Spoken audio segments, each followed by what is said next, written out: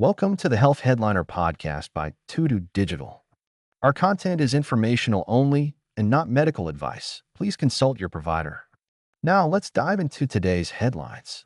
For some folks diagnosed with acute myeloid leukemia, their chances of living more than 5 years are less than 30%, and that's a really tough number to hear. It is a very difficult statistic. Acute myeloid leukemia, or AML, is incredibly aggressive. And that's why this new research we're diving into today is so fascinating. It's exploring a potential new treatment strategy for AML, focusing on a protein called STAT3. The really interesting thing about this is that instead of just trying to block STAT3 entirely, they're exploring how to shift the balance between its two forms. Wait, STAT3 has two forms. Right. STAT3 isn't just one thing. It actually exists in two forms, STAT3 alpha and STAT3 beta. It's almost like two sides of the same coin. So which one is the problem in this scenario? Well, when we're talking about cancer, STAT3 alpha is the one that tends to be the troublemaker. It's often overactive in AML cells and fuels their uncontrolled growth. And STAT3 beta, what does that one do? STAT3 beta actually seems to do the opposite. It acts as a tumor suppressor, meaning it tries to slow down or stop the cancer cell growth. Interesting. So previous research has shown that patients with a lower ratio of STAT3 beta to STAT3 alpha don't do as well. Exactly. And this research is exploring ways to change that ratio in favor of the good guy, the STAT3 beta. I see. So they're trying to tip the scales towards the beneficial form. And how are they doing that? Well, they've actually found a combination of two drugs that seem to do just that. Two existing drugs. So they're repurposing medications that are already being used for other things. That's right. One of them is Atovaquone, which is an antimalarial drug, and the other is Selinexor, which is already being used in some cancer treatments. Now they're looking at the potential of these two drugs together to fight AML. Okay, now we're getting to the good stuff. What have they found so far? So the research we're looking at today focused on laboratory experiments, not human trials just yet. But the results are pretty encouraging. They discovered that this combination of Atovaquone and Selinexor did shift the balance towards having more the beneficial STAT3 beta. And did that actually lead to killing off the AML cells? It did. The combination therapy was very good at killing AML cells. But it's not just about directly killing the cancer cells. They also looked at how this combination affects the movement and spread of the AML cell. Right, because stopping cancer from spreading is a huge part of treatment. What did they find out about that? They focused on something called CD62L, which is a molecule found on the surface of AML cells. It seems like CD62L plays a role in how AML cells move and spread. Having higher levels of CD62L seems to correlate with less movement of AML cells. So more CD62L could mean less spread of the cancer. That's what the research is suggesting. And here's the connection. The combination of Atovaquone and Selinexor led to more CD62L being expressed. So it sounds like they're potentially attacking this cancer from multiple angles. Reducing the number of cancer cells and making it harder for them to spread. Exactly. And that's why this is so exciting. It's giving us a whole new way to think about treating AML and maybe even other cancers. It definitely sounds promising. But before we get carried away, let's take a closer look at the details of the study. In part 2, we'll break down how they actually did this research and what they found. Stay tuned. Okay, so let's dig into the study itself. The researchers really wanted to see how this combination of Atovaquone and Selinexor would actually work against acute myeloid leukemia cells. So they weren't working with human patients yet, but they're reusing real cancer cells. Right. They used both human and mouse leukemia cells in the lab. Specifically, they were looking at the type of acute myeloid leukemia that's driven by this thing called the MLL-AF9 fusion gene. That particularly aggressive form we were talking about earlier, right? Exactly. So they exposed these leukemia cells to different amounts of Atovaquone. It was kind of like a dose-response test, to see how the drug affected the cells. What did they find?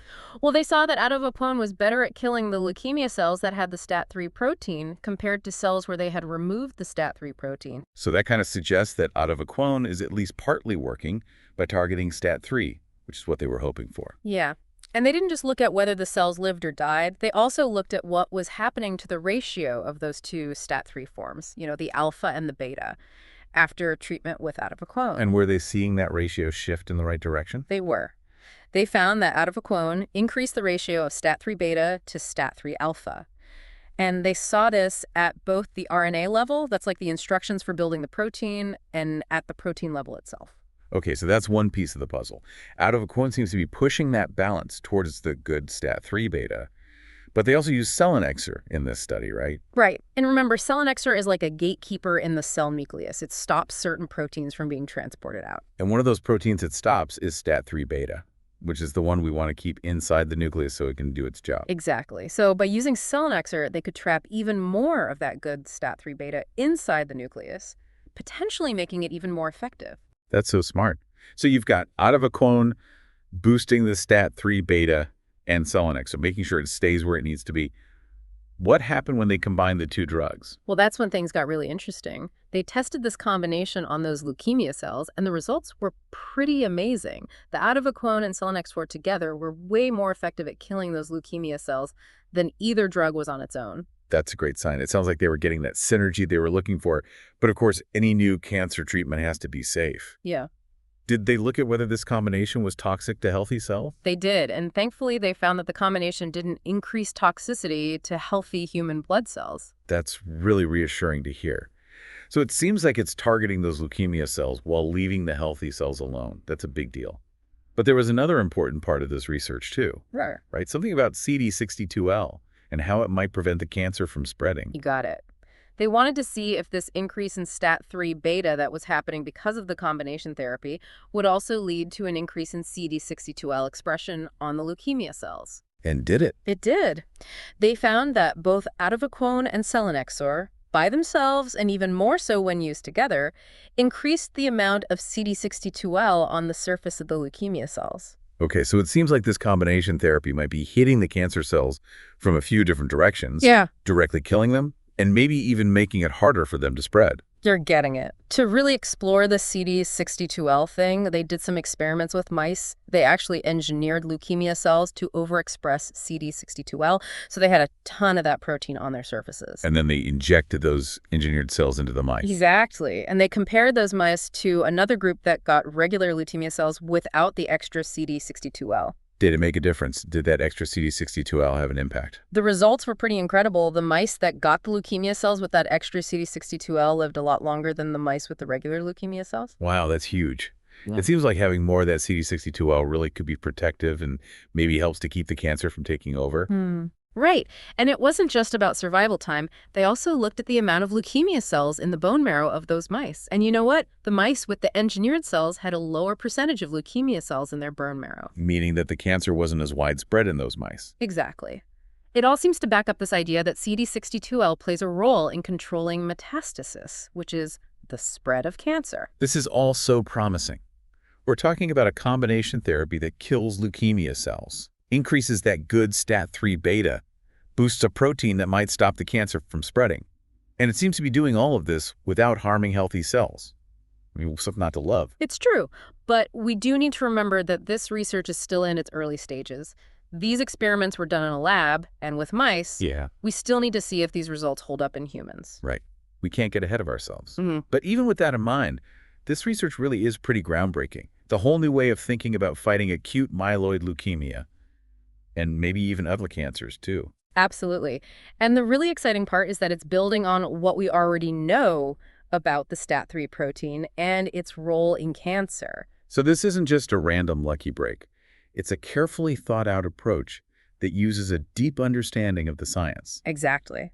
And that's why it has so much potential. Now, this is just one study, but it brings up so many interesting questions and possibilities. To get a better understanding of the bigger picture, we reached out to some of the top experts in the field. That's a great idea. Let's hear what they have to say about all of this. We'll talk about those expert opinions in part 3 of this deep dive. So stick with us.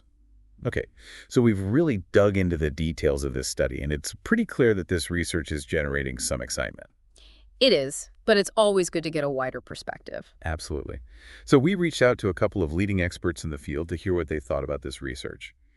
First, we talked to Dr. Emily Carter, who's a well-known oncologist specializing in acute myeloid leukemia. Dr. Carter has been keeping up with this research, and she's really impressed with how elegant their approach was. Yeah, she was talking about the fact that they're focusing on the ratio of those two forms of STAT3, the alpha and beta, instead of just trying to block STAT3 completely. Oh, I see. It's like they're trying to fine-tune the system instead of just shutting it off entirely. Exactly. Dr. Carter thinks that's a really smart way to use the body's own tools to fight the cancer. She was cautiously optimistic about the potential of this combination therapy, but she did say that we really need to wait for the results of human clinical trials before we get too excited. Of course, that's always the thing with promising early research. Hmm. What works in a lab or in mice doesn't always work the same way in people. For sure. But Dr. Carter did say that this research is creating a lot of buzz in the oncology world. It's being seen as a fresh way to approach a really difficult disease. That's good to hear. We also talked to Dr. Mark Anderson, who's a researcher focused on drug repurposing. Dr. Anderson was really intrigued by the fact that both of the drugs in this study, Atovaquone and Selinexor, are already approved for other uses. Right. Which could be a big advantage if this therapy actually turns out to be successful in human trials. Oh, definitely. It could potentially cut years off the development timeline and get the treatment to patients a lot faster. Dr. Anderson sees this study as a perfect example of how much potential there is in drug repurposing. It's like finding hidden treasure, uncovering new uses for medications that we already have. Exactly. And another big plus is that these drugs have already been through all that rigorous safety testing for their original uses. So we already know a lot about their safety profile. That's a huge benefit. Right. It could help reduce the risks and the costs that come with developing brand new drugs from scratch. Right. Dr. Anderson thinks this study should really inspire other researchers in the field. It's a call to think outside the box and find creative ways to use existing drugs for new things. It's like a whole new world of medical discovery opening up. It is. So we've got oncologists excited, drug repurposing folks energized. But what does this all mean for our listeners? That's the big question. What's the takeaway here? Well, if you or someone you know has been diagnosed with acute myeloid leukemia, this research offers a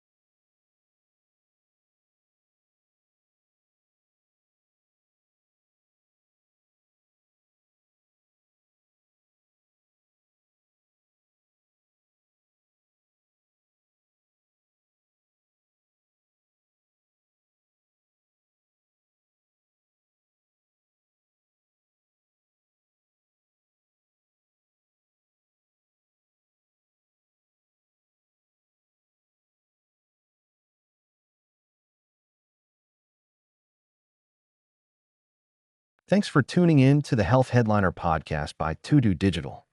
Like and subscribe for more health news and breakthroughs. Stay healthy and informed. See you next time.